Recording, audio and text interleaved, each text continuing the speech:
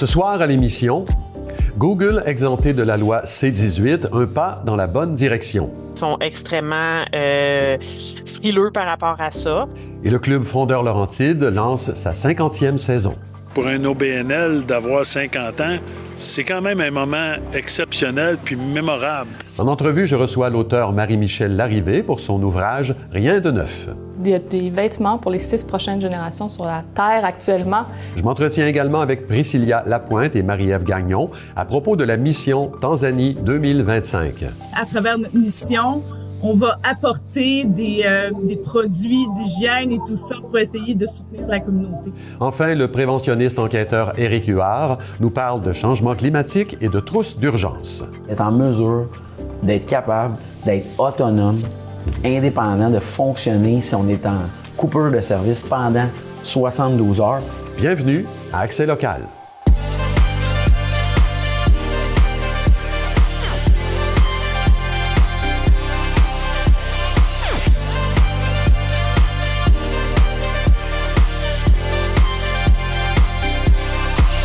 Mardi 5 novembre 2024, bon début de soirée, c'est Claude Desjardins en compagnie de Clara Maté-Jeunet. Bonsoir Clara. Bonsoir Claude. Alors le Conseil de la radiodiffusion et des télécommunications du Canada, le fameux CRTC, a annoncé qu'il acceptait la demande d'exemption de Google à la loi C-18. On va faire le point avec vous, Clara. Oui, Claude, le CRTC et le géant du Web en sont arrivés à une entente. Google sera exempté de la loi C-18 en échange d'une contribution annuelle aux médias canadiens de 100 millions de dollars sur une période de 5 ans. Clara, rappelez-nous ce que c'est que la loi C-18. Oui, alors cette loi canadienne a été votée l'année dernière au Parlement. Elle vise à empêcher les géants du Web comme Meta et Google de s'enrichir gratuitement grâce au contenu des médias canadiens en ligne. Ce n'est pas une loi qui a plu à tout le monde, bien entendu. Au lieu d'arriver à une entente avec le gouvernement canadien, la compagnie de Meta a tout simplement décidé de retirer le contenu des médias canadiens sur les réseaux sociaux Facebook et Instagram. Selon Meta, au lieu de nuire aux médias canadiens, l'utilisation de leurs nouvelles sur ces réseaux sociaux faisait plutôt office de marketing gratuit. On écoute à ce sujet Amélie Hintz, qui est directrice générale de la Fédération des télévisions communautaires autonomes du Québec. Ils ne sont pas nécessairement reconnus pour être super ouverts à la négociation comme ça parce qu'ils savent que s'ils font à un endroit, ben après ça, ça va ouvrir la porte pour tous les autres pays finalement. Donc, ils sont extrêmement frileux par rapport à ça. Et comment cette décision de Meta se répercute maintenant là, sur l'accès à l'information pour les citoyens canadiens? Bien, en fait, c'est la raison pour laquelle vous ne voyez plus de nouvelles canadiennes sur votre fil d'actualité et que vous ne pouvez pas partager une émission d'Accès local, par exemple, sur votre mur Facebook. Alors, qu'est-ce qui fait qu'une entente a fonctionné avec Google, mais pas avec Meta? Eh bien, selon Amélie Hintz, Google avait plus à perdre dans cette affaire que Meta. On peut l'écouter. Google, c'est un moteur de recherche, alors que Meta, c'est des réseaux sociaux. Donc, pour moi, c'est extrêmement différent. Donc, c'est sûr qu'un moteur de recherche, si tu dis, ben, je vais arrêter de mettre tes liens dans mon moteur. Donc, quand les gens vont chercher sur un sujet, les liens des médias apparaîtront plus. J'ai pas l'impression que tu remplis bien ta job de moteur de recherche si tu fais ça. Donc, je pense pas qu'il y avait avantage à le faire. Par contre, ils ont quand même réussi à faire peur au gouvernement puis négocier une entente à rabais parce qu'au départ, on s'attendait à beaucoup plus que 100 millions, là. Donc, est-ce que les médias ressortent gagnants de cette affaire? Bien, en ce moment, les médias, qu'ils soient canadiens, nationaux ou locaux, ils font face à beaucoup d'obstacles dans leur processus de financement. L'argent remis par Google sera transmis au collectif canadien de journalistes qui se chargera pour sa part de répartir l'argent selon les demandes des différents médias. Pour Mme Hintz, c'est un pas dans la bonne direction, même si elle souhaite que ce ne soit que le début. On peut l'écouter à nouveau. C'est ce que j'espère, en fait, que c'est justement une première étape. Puis que par la suite, d'autres acteurs majeurs vont venir se joindre à Google pour participer à ce fonds-là, pour financer la production de nouvelles partout au Canada. Donc oui, on espère que ce soit une première étape, puis que le fonds grossisse au fil des ans. Tu sais, peut-être que Facebook pourrait changer d'idée si on faisait un autre type d'entente. Oui, parce que le blocage des médias par Meta a déjà porté un dur coup là, aux chaînes d'information locales, comme ici, comme à TVBL. Oui, tout à fait. Selon Mme Hintz, si un tel blocage avait eu lieu aussi avec Google, les conséquences auraient pu être désastreuses pour l'information globalement, mais bien sûr à l'échelle locale aussi. En tant que directrice générale de la Fédération des télévisions communautaires autonomes du Québec, Mme Hintz est au premier plan pour témoigner de l'effet qu'a eu le blocage de Meta sur les télévisions régionales. On peut l'écouter une dernière fois. C'est extrêmement difficile parce que la plupart des télévisions avaient passé les 10 dernières années à travailler sur le développement de leur communauté en ligne sur les réseaux sociaux. Donc, c'est sûr que de perdre ça du jour au lendemain, c'est extrêmement difficile parce que maintenant, comment tu rejoins le citoyen, ton téléspectateur directement? C'est sûr qu'il y a plein d'autres moyens qui sont mis en œuvre par les télévisions, mais tout ça, ça s'était construit sur quand même assez long, un long terme, là. Donc, les nouvelles mesures mises en place, la création d'infolettes, les rejoindre sur les autres réseaux sociaux, ça va se faire aussi au moins à moyen terme. Tu sais, donc, c'est un travail qui va être constant, puis qui va pas nécessairement porter fruit du jour au lendemain. Voilà, Claude, restera donc à suivre comment l'argent remis par Google sera distribué parmi les médias. Merci Clara, on se revoit plus tard dans l'émission. Il sera question du club Fondeurs Laurentides. À plus tard, Claude. Les employés de la Société des alcools du Québec ont tenu une 5e journée de grève hier, alors que les négociations avec la direction n'avancent pas à leur convenance. Le syndicat négocie actuellement pour une amélioration des conditions de travail, plus particulièrement les assurances et le salaire. Le syndicat propose une augmentation de 20 % sur 5 ans, en réponse à l'offre initiale de la SAQ qui est de 16,5 % sur 6 ans. Le syndicat a réitéré son désir d'obtenir un accès plus rapide au régime d'assurance pour les employés qui doivent actuellement attendre 7 ans avant d'y avoir droit. Les villes de Sainte-Julie et Sainte-Thérèse annoncent qu'elles expérimenteront des arrêts d'autobus intelligents dans le cadre du programme Défi Innovation du ministère de l'Économie, de l'Innovation et de l'Énergie, volet Villes intelligentes et durables, administré par IVEO. Ainsi, 15 arrêts d'autobus alimentés par l'énergie solaire seront installés sur le territoire de chaque ville. Cette technologie permettra aux usagers d'être informés en temps réel sur les modifications d'itinéraire, le temps d'attente avant le prochain bus et les transferts possibles. Trouver tous les objets du quotidien sans jamais rien acheter de neuf, revoir nos automatismes de consommation, voilà ce que nous enseigne Marie-Michèle Larrivée dans un ouvrage de 200 pages intitulé « Rien de neuf » qui vient tout juste de paraître aux Éditions de l'Homme. Elle est avec nous pour en parler. Madame Larrivée, bonsoir. Bonsoir, merci de me recevoir. Ça me fait plaisir. Vous êtes titulaire, vous, d'une maîtrise en prévision des tendances mode. Vous êtes chargé de cours à l'UQAM. Vous adhérez à, je ne sais pas si on peut appeler ça comme ça, mais à un mouvement qui prône la consommation durable et collective. Ça, c'est la façon de vous présenter. Dites-moi d'abord, est-ce qu'il y a un lien, je sais qu'il y en a un lien à faire entre le milieu de la mode et ce mode de vie que vous nous proposez? Oui, c'est assez frappant. Hein? On sait qu'il y a des vêtements pour les 6 prochaines générations sur la Terre actuellement.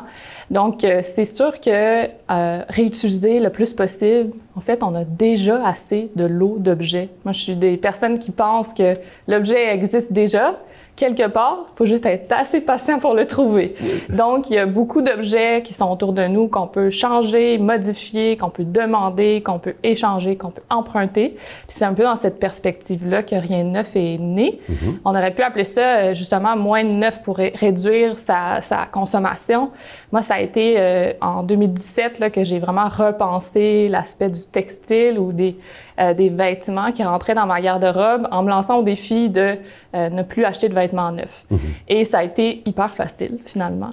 Donc, au lieu de mettre des sous dans les poches de grandes compagnies là, qui font dans le fast fashion ou dans la mode jetable, je me suis dit, bien, pourquoi pas visiter d'autres lieux, des lieux alternatifs qu'on présente dans le livre pour faire mes achats de vêtements. Donc, remettre en ordre peut-être certains d'entre eux, mais aussi prendre ces objets qui peuvent être fabuleux, des fois qui sont faits en des fibres fantastiques, puis et le rentrer dans mes garde-robes et le remixer un peu avec des choses pour rendre ça plus créatif. Mais il faut le dire, ce guide-là ne concerne pas que l'industrie de la mode. Vous le présentez, vous en faites un guide là, pour une consommation écologique, économique et engagée. Comment vous avez justement structuré cet ouvrage-là? C'est structuré par moment de vie. Donc, on dit, par exemple, partir en voyage ou faire une occasion spéciale. Quand on organise une occasion spéciale, il va peut-être avoir des vêtements, mais aussi des chaises, des tables, des nappes, des ustensiles, peut-être si on fait un repas. Donc, tous ces objets-là, est-ce qu'on a besoin de les acheter? Mm-hmm. Est-ce que toutes les choses qui sont dans notre cuisine, on a besoin de les posséder et de les acheter? Voilà. Ça aussi, c'est la question qui revient. Donc, par moment de vie, on regarde, est-ce que dans les 5 méthodes, dans les 5 moyens alternatifs de consommation, est-ce qu'on peut échanger ces objets? Est-ce qu'on peut emprunter ces objets? Est-ce qu'on peut les demander à un voisin? Est-ce qu'on peut les louer? Ou est-ce que finalement, on peut, si on a vraiment besoin de le posséder, le faire l'acquisition sur le marché d'occasion? Parce que je répète, il y a déjà beaucoup sur le marché et même sur le marché de seconde main des objets pour combler nos besoins. Voilà. Vous écrivez en introduction que vous n'avez pas de règles absolues ni de marche à suivre stricte à nous offrir, donc votre approche n'est pas du tout dogmatique. Est-ce que vous sentez quand même une certaine frilosité là, de la part de certaines personnes? Parce que le changement que vous proposez, sans dire qu'il est radical, il est quand même majeur. C'est toute notre façon de consommer que vous remettez en question. Oui, puis il y a beaucoup de notre système qui est organisé de la façon de la propriété unique. Donc, moi, je possède ma tondeuse chez moi. Donc, on a vraiment comme le système de consommation qui est vraiment pensé autour de ça. On peut penser aux sondages de consommateurs. On va en voir beaucoup là, par rapport à Black Friday, le vendredi fou. Et puis, on se demande justement, souvent, c'est par rapport aux consommateurs. J'aime pas ce mot, parce qu'on dirait qu'on nous met les personnes comme un consommateur, mais on est bien d'autres choses. On fait partie d'une communauté, on peut emprunter, on peut regarder aux alentours. Je pense qu'on a souvent, dans les milieux urbains, perdu cette touche avec nos voisins. Fait que moi, tout ce que je dis à travers le narratif du livre, c'est avant de l'acheter, juste penser à demander à un voisin, par exemple. Voilà. Ça serait, moi, si je veux me convertir entre gros guillemets, là, si je veux passer de l'économie linéaire à l'économie circulaire, c'est quoi le premier geste que je dois poser, la première pensée qui doit m'habiter? En fait, je pense que ça vient d'un intérêt personnel. Comme vous l'avez dit, mais c'est pas culpabilisateur, j'ai pas la recette magique. Je pense que chacun peut faire son effort ou a envie de faire son effort dans une seule catégorie. C'est un peu ma méthode. Donc, on commence par une catégorie et après ça, on s'attaque aux prochaines. Donc, si par exemple, les outils, c'est une catégorie qu'une personne apprécie ou est très connaisseuse avec les outils, donc peut-être aller de ce côté-là, puis regarder justement qu'est-ce qu'on peut emprunter dans les outils, qu'est-ce que je peux louer au lieu d'avoir, qui dans mon cercle a aussi des outils, est-ce qu'il y a des endroits où je peux aller pour faire ma rénovation, etc. Donc, en tout cas, il y a tellement de matière dans ce livre-là, on pourrait passer une heure juste à en parler. Le volume s'appelle « Rien de neuf », c'est publié aux Éditions de l'Homme et après l'avoir lu, puisque vous suggérez même l'idée qu'on puisse le prêter, Marie-Michèle Larrivé, merci beaucoup d'avoir été avec nous. Merci. Le Centre intégré de santé et de services sociaux des Laurentides annonce que Rola Heloux a été désignée en tant que présidente du conseil d'administration. Cette nomination a été confirmée par le ministre de la Santé et des Services sociaux, Christian Dubé. Madame Heloux est membre du conseil d'administration du CIS des Laurentides depuis sa création en 2015. Elle succède à André Poirier, qui occupait ce poste depuis 2015 et qui a récemment terminé son mandat. L'Association des bibliothèques publiques du Québec a décerné à la Ville de Lorraine le ruban de niveau 5, soit le plus haut grade du programme Biblio-Qualité pour l'excellence des services de sa bibliothèque municipale. La bibliothèque, qui a obtenu la note globale de 85 %, montre un taux de fréquentation de près de 51 % et une augmentation constante des prêts de livres. Entre le 1er janvier et le 30 septembre, plus de 53 000 documents y ont été empruntés. Mentionnons que la bibliothèque avait bonifié ses infrastructures en ajoutant notamment une murale colorée pour l'espace jeunesse et en réaménageant son salon.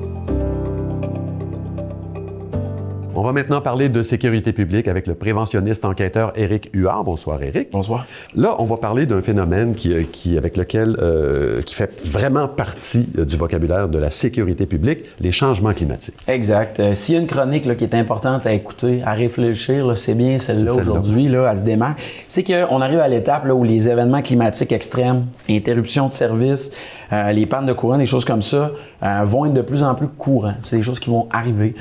Donc, le mot d'ordre, ben, c'est la résilience, hein, c'est notre capacité à rebondir face à ça. Et on veut encourager les gens à développer une préparation, une réflexion. On a vu les pluies torrentielles l'été dernier.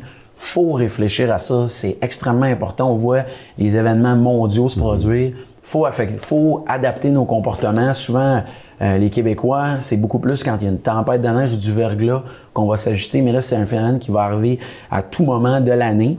Et les récentes pannes majeures d'Hydro-Québec l'ont démontré. Fait qu'il faut parler aujourd'hui de la trousse 72 heures.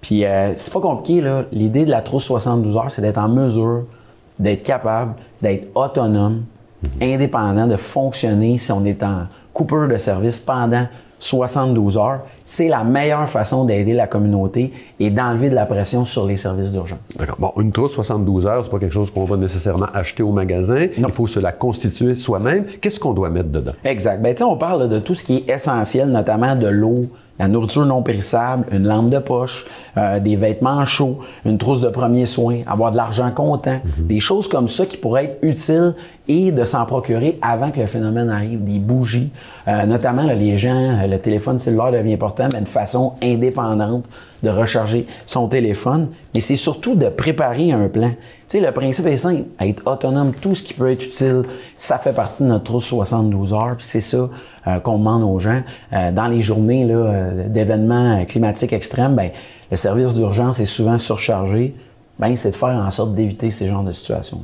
Vous dites préparer un plan, facile à dire, mais qu'est-ce qui est important de prévoir dans ce plan-là? Exact. Ben, tu sais, planifier, c'est quoi les besoins spécifiques de ma famille? Est-ce qu'il y a quelque chose qui pourrait, dans la chaîne, dans ce 72 heures-là, être nécessaire, être problématique? Il faut se procurer les articles avant d'arriver à ça. Et souvent, on le voit là, quand on annonce une pluie importante, une tempête de neige, bien là, les gens vont se procurer ces items-là. C'est à ce moment-là qu'il n'y en a plus. C'est de faire cette préparation-là, puis c'est de pratiquer.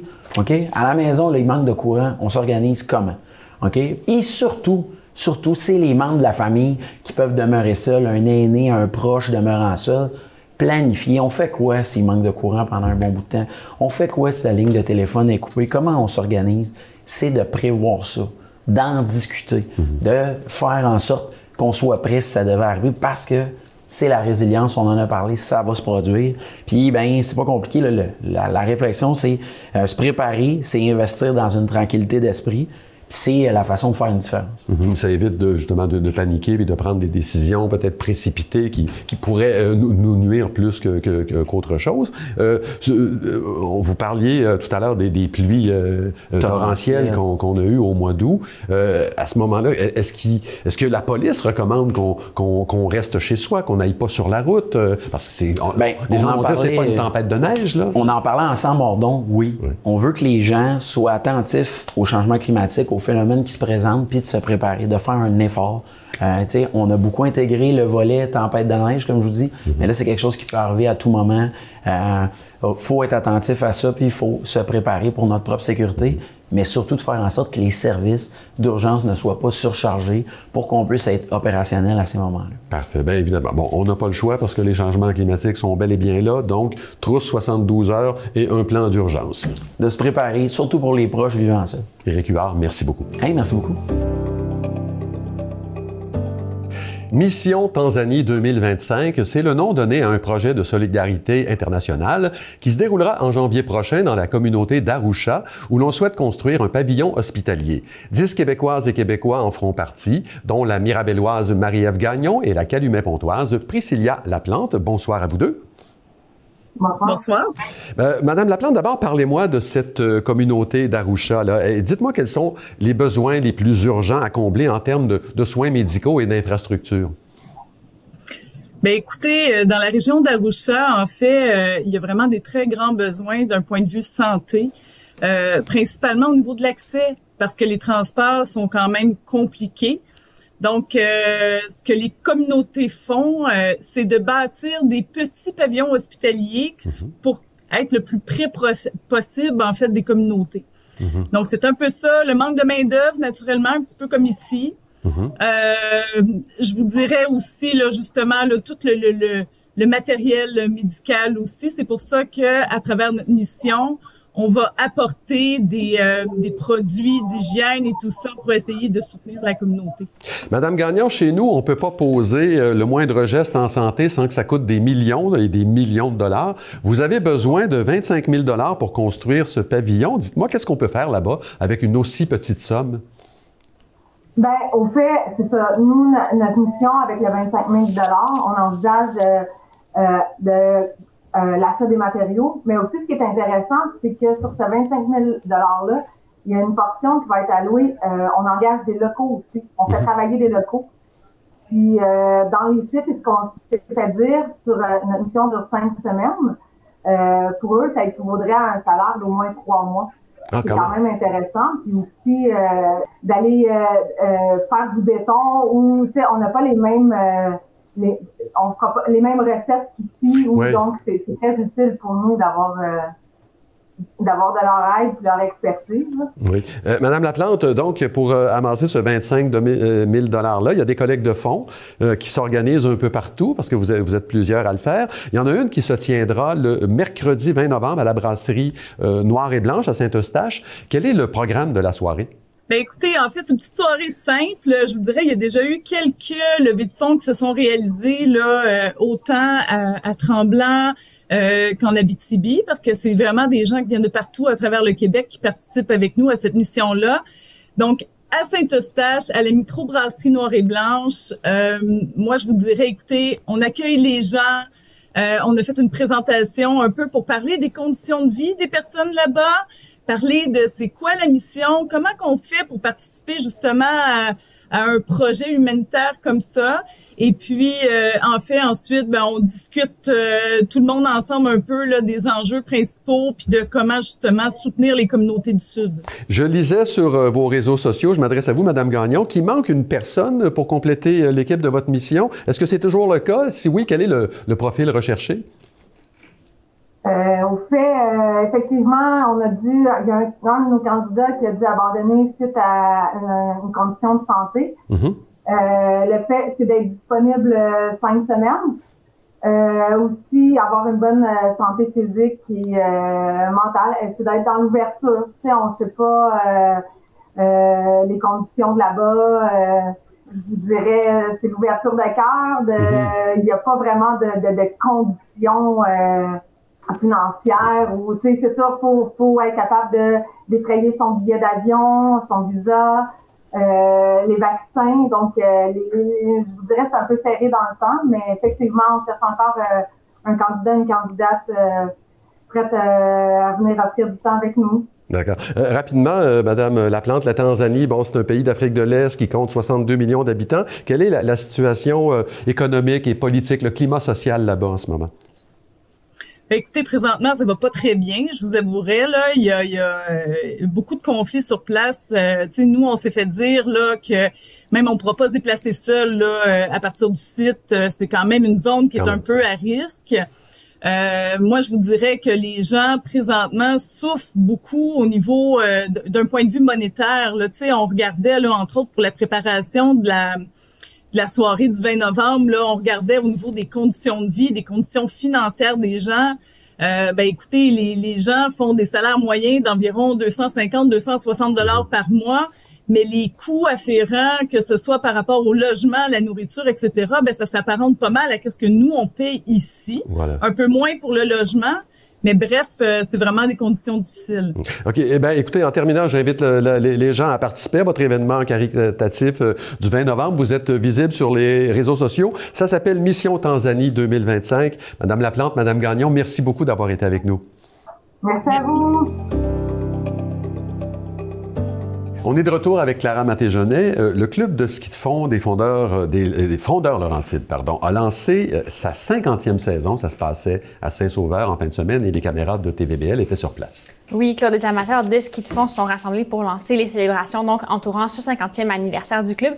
Et je vous propose ce soir notre reportage à ce sujet. À la base, Frondeurs Laurentides, c'est un club de ski de fond. Donc, on encadre tout ce qui est la pratique structurée du ski de fond. Donc, on a des programmes qui commencent avec ce qu'on appelle Jeannot Lapin, des 4-5 ans, aller vers les programmes jeunesse de 6 à 10 ans. Puis, on termine aussi avec nos volets compétition. Naturellement, on les amène vers l'élite, l'excellence. Dans notre histoire, ça a commencé avec 12 personnes et on est tout près des 700 membres. Donc, ça a pris de l'ampleur, autant à tous les niveaux. On a développé des volets adultes, on a développé des volets initiation, des cours de ski. Donc, on touche tout ce qui est la pratique structurée du ski de fond. Ça va approcher 40 ans que je fais partie du club. J'ai été athlète, j'ai été entraîneur. Puis, bon an, mal an, avec l'expansion du club, il fallait gérer différemment un peu. Donc, ça m'a amené vers une direction générale parce qu'on a beaucoup d'événements, on a beaucoup d'écoles de ski. On gère 4 écoles de ski à travers les Laurentides. Donc, ça fait beaucoup. J'avais 18 ans à l'époque, puis j'ai toujours été connecté connecté avec les fondeurs dès le départ. Puis après ça, quand j'ai eu des enfants, bien, mes enfants ont participé aux Coupes des fondeurs depuis les années 90.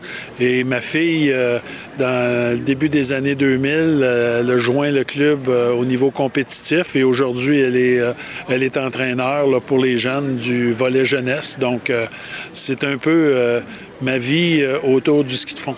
Ce que ça représente pour un OBNL d'avoir 50 ans, c'est quand même un moment exceptionnel puis mémorable. Parce que quand on regarde l'inventaire là, des organismes au Québec qui ont duré 50 ans, avec les vents et marées, on a passé à travers la pandémie qui a été un moment pas nécessairement facile. On aurait pu laisser tomber le club, mais finalement, les administrateurs, on a travaillé pour maintenir la vie du club. Puis c'est ce qu'aujourd'hui, on est capable de dire grâce à des centaines de bénévoles. Parce que si on n'avait pas de bénévoles dans le club, on n'aurait jamais pu tenir le nombre d'activités qu'on tient à chaque année. Dans le volet de Coupe des fondeurs, on va avoir une des fins de semaine qui va être dédiée un petit peu à Coupe des fondeurs depuis 40 ans. Donc, les gens qui étaient au primaire il y a 40 ans, qui ont participé, on essaie d'inviter le maximum de personnes vêtues soit dans leur costume d'époque ou aujourd'hui. Puis, l'idée, c'est qu'on ait une belle participation. Donc, c'est un genre d'exemple de truc qu'on va faire. Donc, tout au long de la saison, on va avoir des activités comme ça qui vont nous remémorer. Naturellement, notre course première neige va être le 6 et 7 décembre. Donc, la première course au Québec. Presque au Canada aussi. Là, on est dans les premières courses qui se fait. Ça se fait nocturne, ce qui est unique aussi. Donc, cette course-là va avoir lieu à Summit Mountain Nights le 6 et 7 décembre.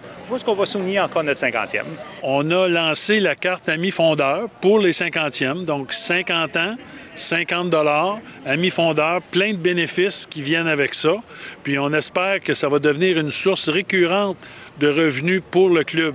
Ce qui était une portion de notre mission, c'est de les amener vers l'excellence. Nous, notre objectif, c'est de les amener vers le Centre national, qui, eux, après ça, ils les prennent en charge avec l'équipe nationale, puis ils nous représentent. Ils gardent toujours le nom Fondeur Laurentides, ils nous représentent soit aux Olympiques, soit aux Mondiaux juniors, soit à toutes les courses au niveau international.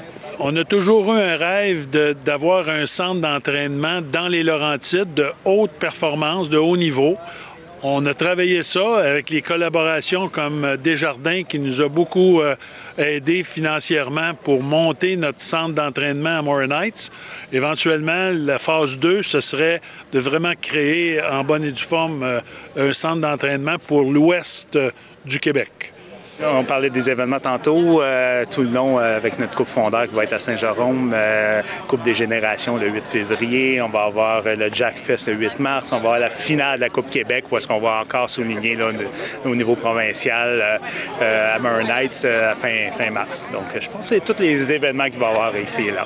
Donc, 50 ans, ça fait 50 ans que le club existe. Rappelez-nous un peu l'origine des fondeurs laurentiens. Oui, Claude, le club a été fondé en 1975 par Marc Desjardins, un enseignant à la polyvalente de Saint-Jérôme, qui souhaitait inculquer aux jeunes son amour du ski de fond et du même coup les valeurs de l'esprit sportif, soit la rigueur, la discipline, la persévérance et le dépassement de soi. Au cours de sa carrière de 35 ans, M. Desjardins aura initié des milliers de jeunes à ce sport d'hiver et aura défriché des sentiers de ski de fond dans la région. Cette année, ce sera la 38e édition aussi de la Coupe des fondeurs, une compétition avec un volet scolaire et un volet club qui aura lieu le 25 janvier, le 1er et le 8 février prochain. Merci Clara, on se revoit demain. À demain, Claude. Ben voilà, c'est tout pour aujourd'hui. Merci beaucoup d'avoir été là. L'émission Montre-moi tes Laurentides suit à l'instant. Bonne soirée.